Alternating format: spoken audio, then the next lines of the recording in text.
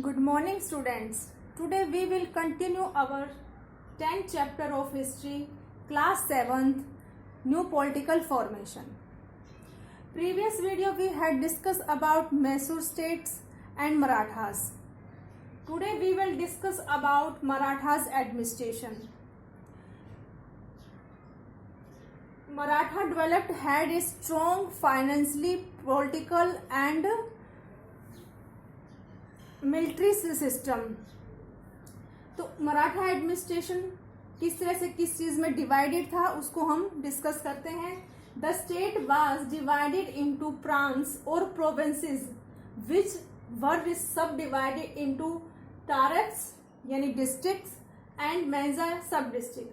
जो मराठा एडमिनिस्ट्रेशन था वो क्या है, किस में डिवाइडेड था? प्रांस में.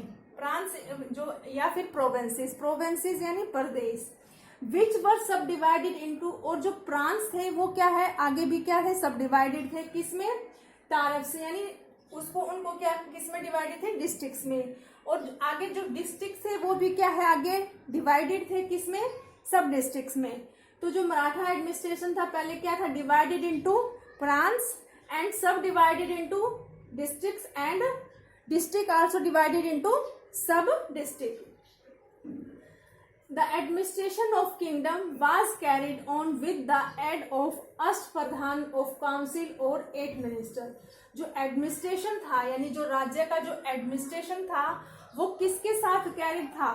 विद द एड ऑफ अष्टप्रधान. जो काउंसिल ऑफ मिनिस्टर का जो ग्रुप था उसको क्या कहा जाता था? अष्टप्रधान कहा जाता था. जो काउंसिल को यानी वो क्या है, 8 मिनिस्टर से बनी हुई थी, इसीलिए क्या कहा गया उसे? अष्टप्रधान.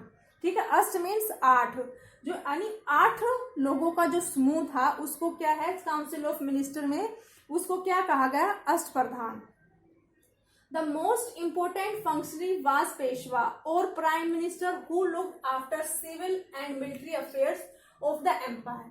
हमने मराठास को जब डिस्कस किया था उसमें पेशवास का क्या है आया था जिक्र. जो पेशवा थे क्या है, एक इम्पोर्टेंट रोल था किसका? एडमिनिस्ट्रेशन में. तो बहुत क्या है, ये पावरफुल और स्ट्रॉन्ग पोस्ट थी पेशवा की.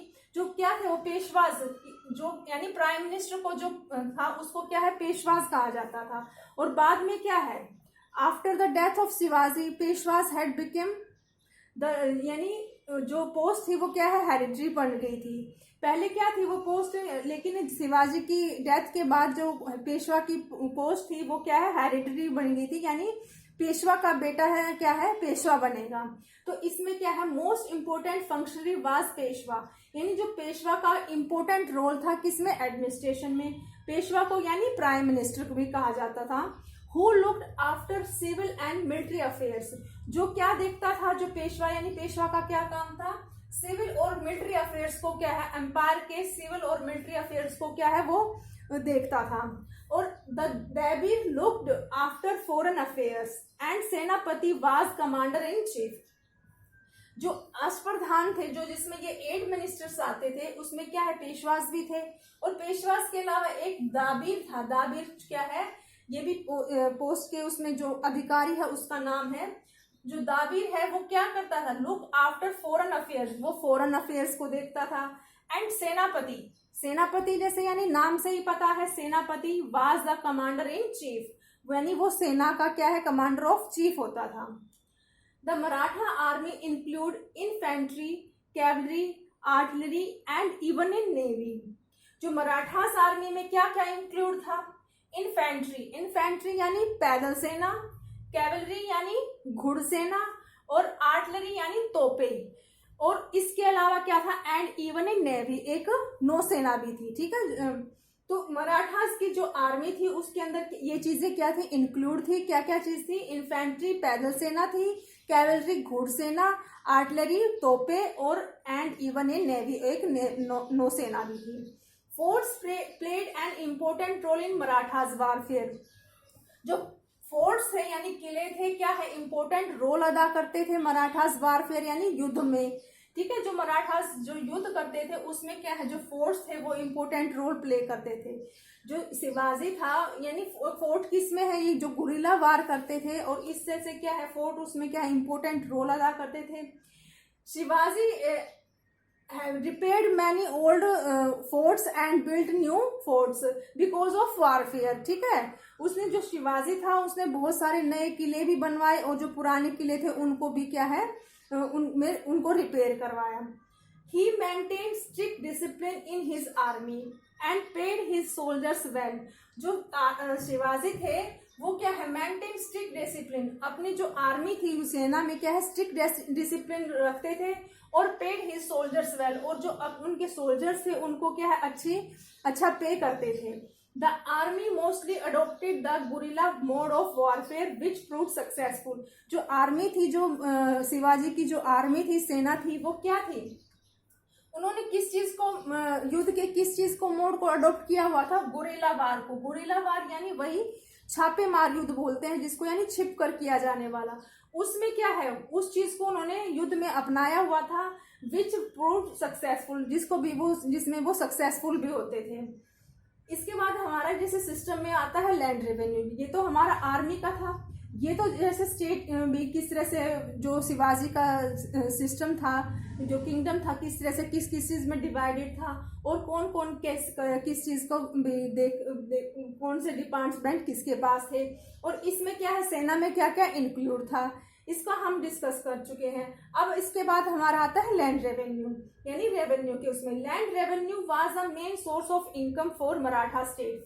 लैंड रेवेन्यू था, जो लैंड टैक्स था, वो क्या है मेन सोर्स था इनकम का, किसके लिए, मराठास के लिए।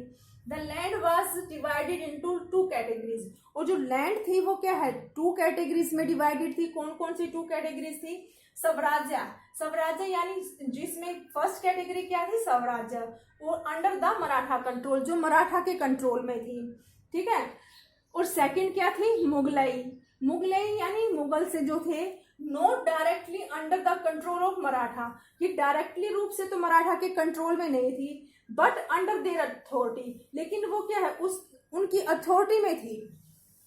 जो स्वराज्य थी ये तो डायरेक्ट क्या थी, मराठास के कंट्रोल में थी, और जो मुगलाई कैटेगरी थी वो क्या है, वो डायरेक्टली मराठास के कंट्रोल में नहीं थी, लेकिन उनकी अथॉरिटी के अंडर थी। ये इसके अंदर जो अब आएगा जो सरदेश मुखी और चौथ था, जो हमने पीछे भी डिस्कस किया था, इस चीज जो मुगलाई वो था, इसमें क्या है जो मराठास थे उनको हेल्प करते थे, और वो क्या है उससे क्या वो सरदेश मुखी और चौथ ये टैक्स था जो मराठास लेते थे।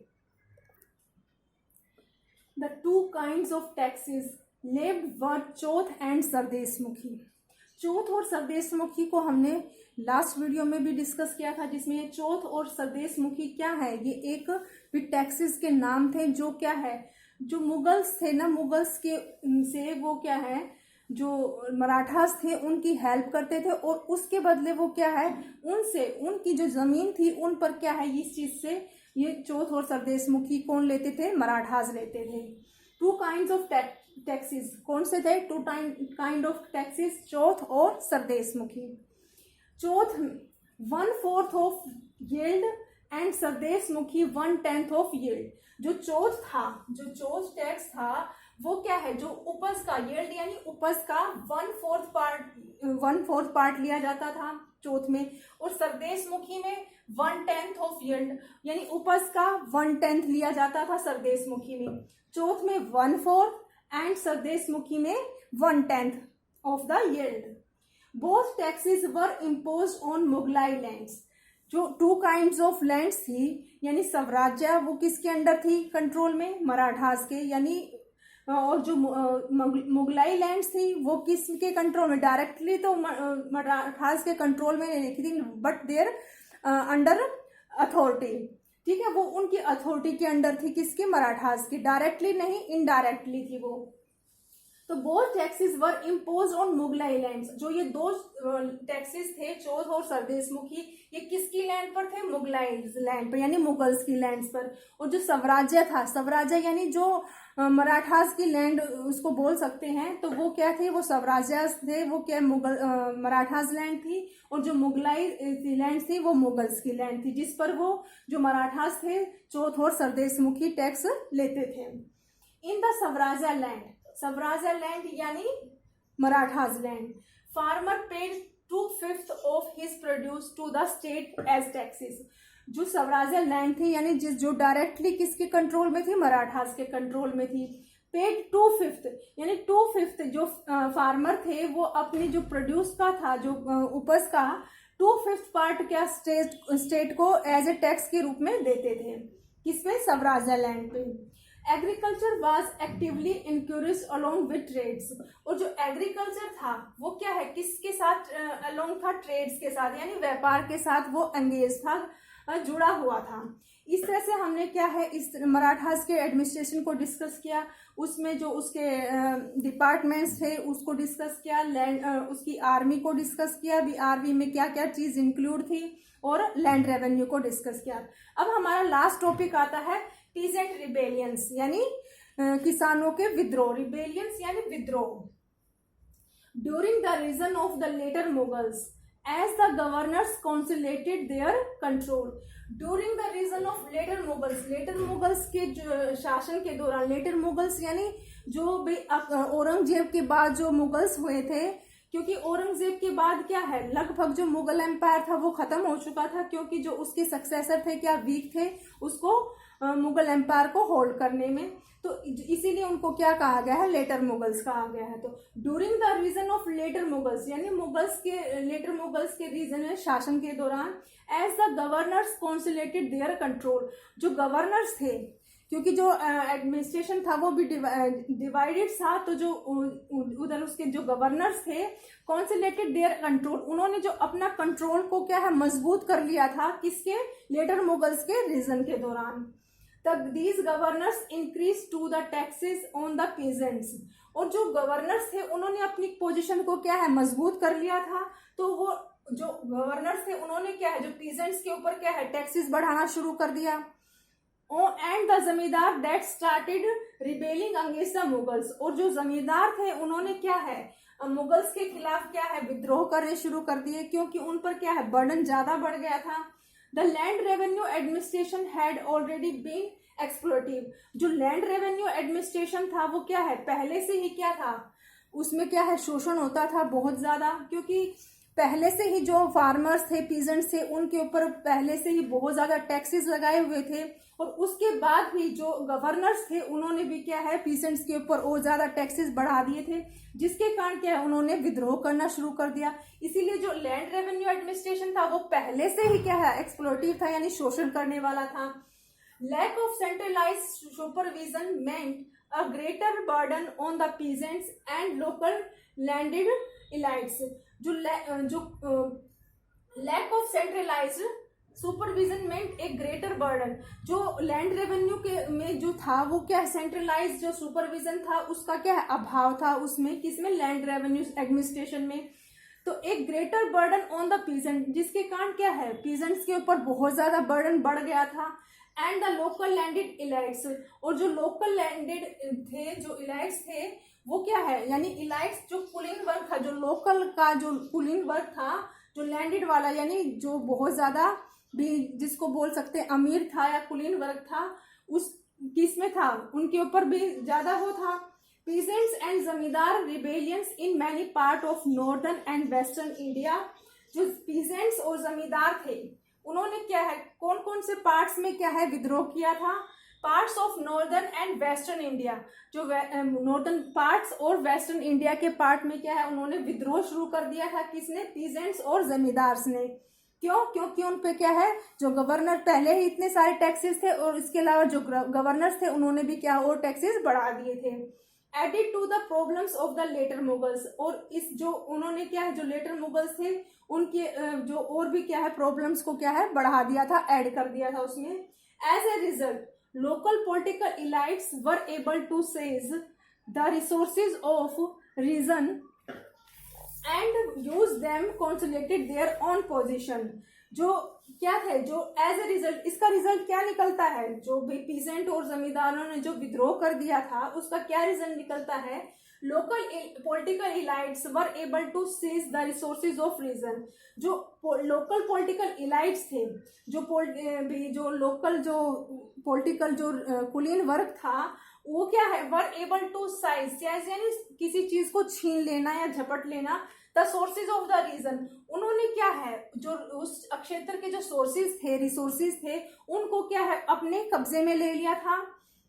And use them to consolidate their own position, और उसका किस चीज में यूज किया था, उन्होंने अपनी पोजीशन को मजबूत करने के लिए उन्होंने क्या है इस चीज को यूज किया था। जो रिसोर्सेज थे जो भी इनकम के रिसोर्सेज थे उनको जो लोकल पॉलिटिकल इलाइट्स थे, जो लोकल जो भी स्थानीय जो कुलीन वर्ग था, मजबूत कुलीन वर्ग था, उसने उन रिसोर्सेज के उस क्षेत्र के रिसोर्सेज को क्या है अपने कब्जे में ले लिया था और उसका किस चीज में यूज कर रहे थे, कंसोलिडेटेड देयर ओन पोजीशन, अपनी पोजीशन को मजबूत करने के लिए वो क्या है उन रिसोर्सेज को क्या है यूज कर रहे थे।